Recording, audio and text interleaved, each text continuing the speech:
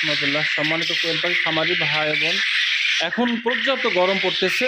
এখন রমজান মাস, তারপরেও গতকাল যে পর্যাপ্ত গরম পড়েছে, আজকেও গরম পড়েছে। অনেক খামার থেকে এরকম ফোন আসছে, 2-1টা করে পাখি মারা যাচ্ছে।